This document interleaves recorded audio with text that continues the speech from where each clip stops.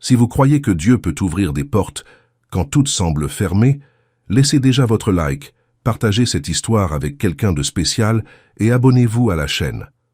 Parce que l'histoire d'aujourd'hui commence par l'abandon, passe par le silence et se termine en révélant quelque chose de si inattendu que cela a changé une vie entière. Isabella avait 18 ans, un sac à dos vert délavé et 340 raies dans la poche quand son père a ouvert la porte de l'appartement et lui a dit, sans lever les yeux de son téléphone, qu'à partir de ce jour, elle devrait se débrouiller seule.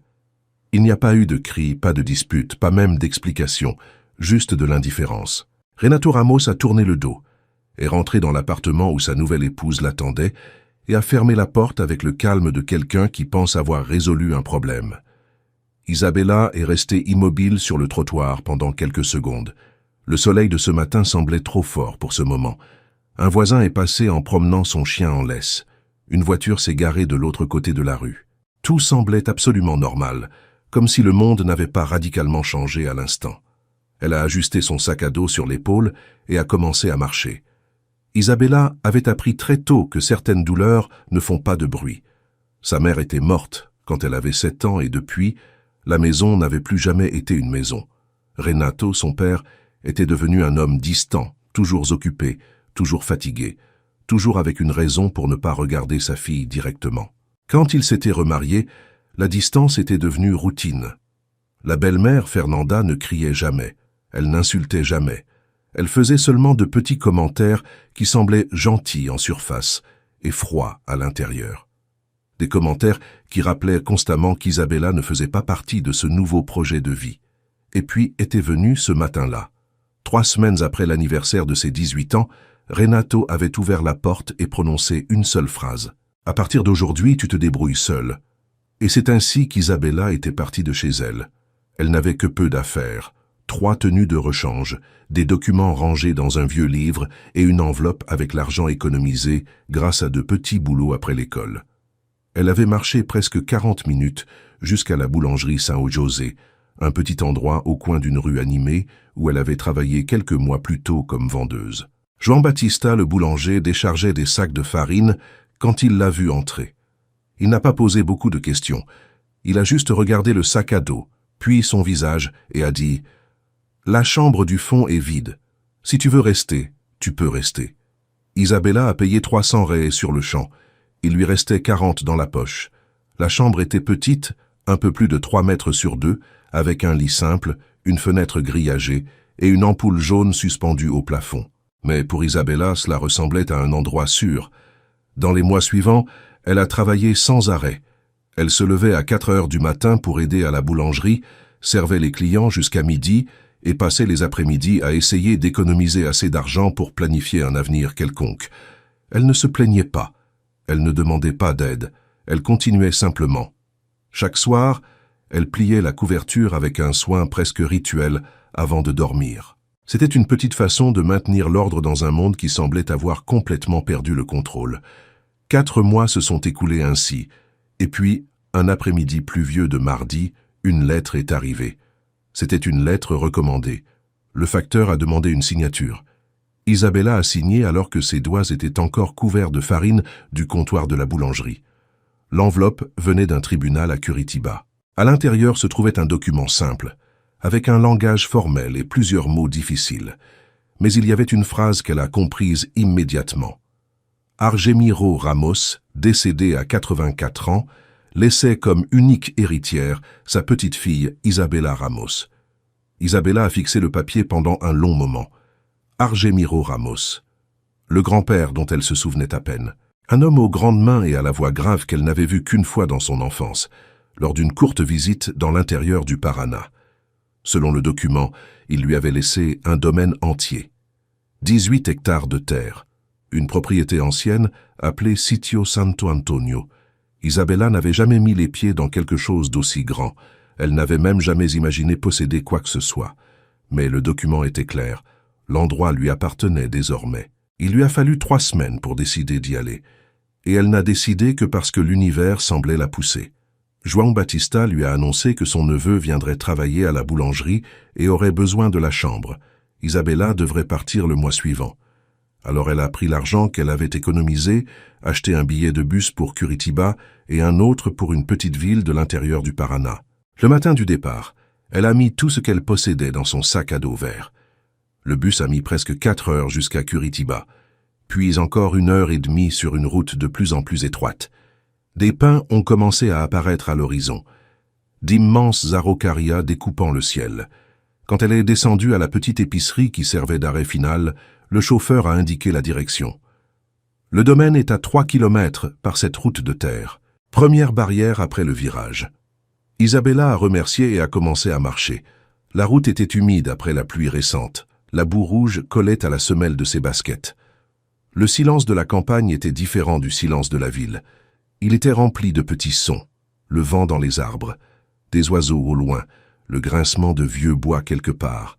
Après quelques minutes de marche, elle a vu la barrière, rouillée, ouverte. Et au-delà, au milieu d'un terrain envahi par les hautes herbes, est apparu le vieux corps de ferme à 2 étages, le sitio Santo Antonio. La maison était grande mais abandonnée. Une partie de la véranda s'était effondrée. Certaines tuiles étaient cassées. Les fenêtres étaient couvertes de moustiquaires rouillés. Cela ressemblait à une ruine. Isabella est restée immobile à regarder pendant un long moment. C'était l'endroit que son grand-père lui avait laissé. C'était tout ce qu'elle avait maintenant. Elle a respiré profondément. Elle a ouvert le cadenas avec la clé envoyée par le tribunal. Et elle a poussé la porte. L'odeur de bois ancien et de moisi est sortie de la maison comme un soupir gardé pendant des années. L'intérieur était couvert de poussière, mais la structure tenait toujours. Il y avait une lourde table en bois dans le salon, un poêle à bois dans la cuisine et un escalier menant à l'étage. Isabella a posé son sac à dos par terre. Elle a marché lentement dans la maison. C'était étrange de penser que cet endroit avait appartenu au grand-père qu'elle connaissait à peine. Mais quelque chose là semblait l'attendre. Cette première nuit, elle a dormi sur le canapé du salon, utilisant son manteau comme couverture. Et avant de s'endormir, elle a pensé à une chose curieuse. Peut-être que Dieu n'avait pas fermé toutes les portes.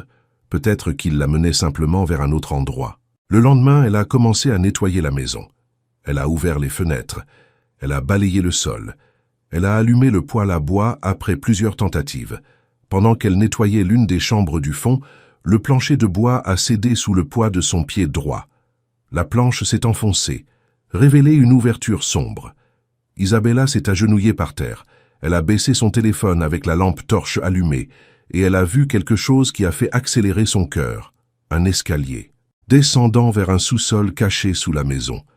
Elle a respiré profondément et elle a commencé à descendre.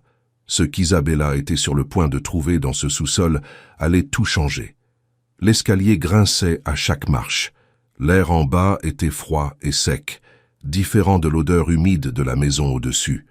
Les murs étaient en pierre ancienne et le sol en terre battue semblait ne pas avoir été foulé depuis longtemps.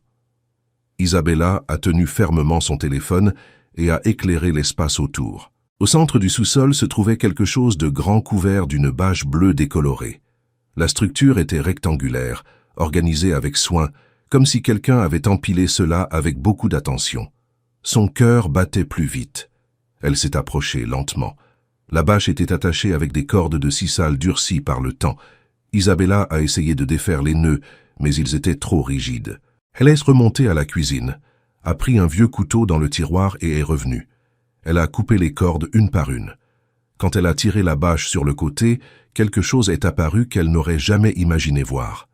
C'étaient des peintures, des dizaines, de grands et petits tableaux, tous emballés individuellement dans du tissu jauni par le temps, empilés avec précision. Isabella a pris le premier avec précaution. Elle a déroulé lentement le tissu. La peinture montrait un champ ouvert avec des araucarias au fond et un enfant courant dans l'herbe illuminée par le soleil. La lumière semblait vivante à l'intérieur de la toile.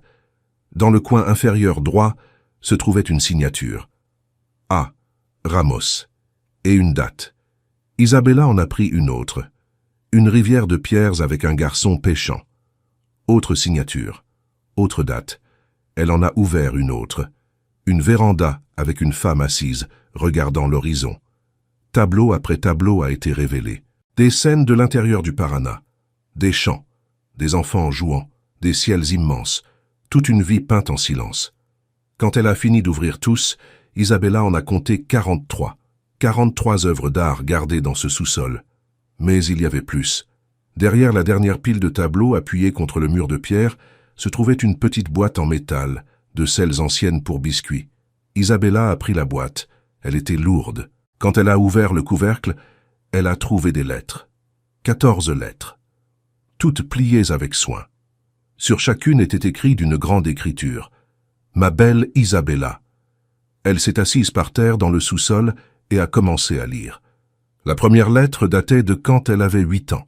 Argemiro écrivait que son fils n'autorisait pas les visites, mais qu'il pensait à elle tous les jours, malgré tout. Il disait que chaque fois qu'il peignait un enfant courant dans les champs, il imaginait que c'était elle. La deuxième lettre parlait d'un cadeau qu'il avait essayé d'envoyer et qui avait été renvoyé. La troisième racontait les arbres qu'il avait plantés au domaine. La quatrième disait quelque chose de simple. Continue de rêver même quand personne n'y croit. Lettre après lettre, Isabella a découvert quelque chose qu'elle n'avait jamais imaginé. Son grand-père avait toujours pensé à elle. Toujours. Même quand elle croyait avoir été oubliée.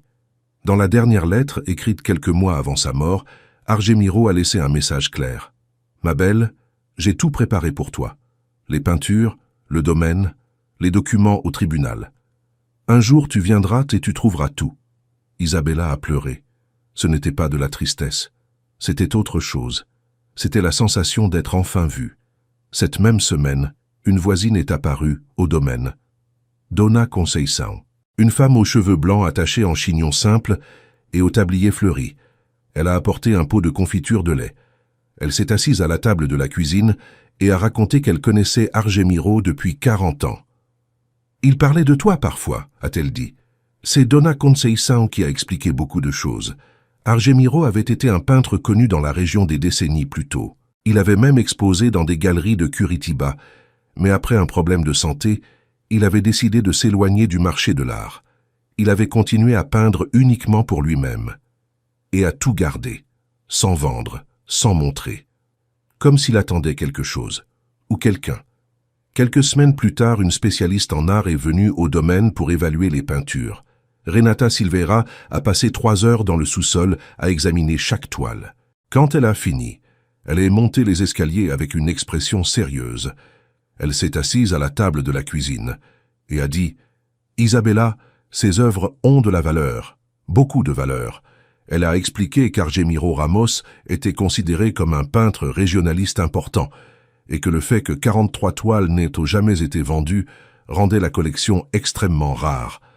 L'estimation initiale dépassait 1 million de reais. Isabella est restée silencieuse. Quelques mois plus tôt, elle avait 40 reais dans la poche. Maintenant, elle était assise dans une vieille cuisine à entendre qu'elle possédait une collection valant des millions. Mais l'histoire n'était pas encore terminée. 3 semaines plus tard, un homme est apparu à la barrière du domaine. Claudio Ramos, frère d'Argemiro, grand-oncle d'Isabella. Il est arrivé accompagné d'un avocat. La contestation a été rapide. Claudio affirmait qu'Argemiro n'était pas en pleine capacité mentale quand il avait signé le testament. Et il voulait la propriété. Le procès a commencé immédiatement. Le juge a suspendu toute vente des peintures jusqu'à ce que tout soit résolu. Isabella a recommencé à ressentir le même froid dans l'estomac qu'elle avait ressenti la nuit où elle avait été expulsée de chez elle. Mais cette nuit-là, assise sur la véranda du domaine, en regardant les araucarias sous le ciel étoilé, elle s'est souvenue d'une phrase d'une des lettres. « Reste ferme ». Le lendemain, Dona Conceição a emmené Isabella chez un avocat à la retraite nommé Evaristo Paz. Il avait été l'ami d'Argemiro pendant des décennies. Quand il a entendu toute l'histoire, il a ouvert un vieux dossier gardé sur l'étagère. À l'intérieur se trouvaient des documents. Argemiro avait tout prévu. Il avait laissé non seulement le testament, mais aussi un rapport médical prouvant sa pleine lucidité, et une déclaration détaillée expliquant exactement pourquoi il voulait tout laisser à sa petite-fille. Evaristo a accepté de défendre Isabella, sans rien facturer. Le procès a duré 68 jours, 68 jours de tension, 68 jours d'attente, mais quand la décision est enfin sortie, le juge a été direct. Le testament était valide. Isabella Ramos était l'unique héritière légitime. Claudio Ramos a perdu le procès. Cet après-midi-là, Isabella est sortie du tribunal et a senti le soleil du Paraná sur son visage. Pour la première fois depuis longtemps, l'avenir semblait ouvert. Quelques mois plus tard, 12 des peintures ont été emmenées aux enchères à Curitiba. Elles ont été vendues pour 480 000 reais. Avec cet argent, Isabella a commencé à restaurer le domaine. Toit neuf, véranda reconstruite. Puas réactivée. L'ancienne maison abandonnée a commencé à reprendre vie, et puis elle a pris une décision qui allait tout changer. Elle transformerait la plus grande chambre de l'étage en galerie, un espace pour exposer les peintures d'Argemiro, et pour que d'autres personnes puissent connaître l'histoire de cet homme qui avait peint pendant des décennies en silence. La galerie a été inaugurée un dimanche après-midi. 23 personnes sont venues. Peu de temps après, des étudiants ont commencé à visiter. Des artistes, des chercheurs, des curieux. Le domaine qui était autrefois abandonné s'est transformé en un lieu plein de vie. Et des années plus tard, Isabella a créé là le projet Argemiro, des cours gratuits de peinture pour les jeunes de la région, des adolescents qui, comme elle un jour, essayaient de trouver un chemin, parce que parfois la plus grande héritage n'est pas l'argent. C'est l'opportunité de transformer la douleur en quelque chose qui illumine les autres. Si cette histoire vous a touché d'une quelconque façon, laissez votre like, partagez-la avec quelqu'un de spécial et abonnez-vous à la chaîne, parce que des histoires comme celle d'Isabella rappellent quelque chose d'important. Dieu peut transformer l'abandon en but. Et parfois ce qui semble la fin de tout n'est que le début du chemin qui était préparé pour vous. Partagez cette histoire et abonnez-vous à la chaîne pour suivre d'autres histoires réelles de dépassement et d'espoir. Des années plus tard, assise sur la véranda reconstruite du Sitio Santo Antonio, Isabella observait le vent bouger les araucarias que son grand-père avait peintes tant de fois.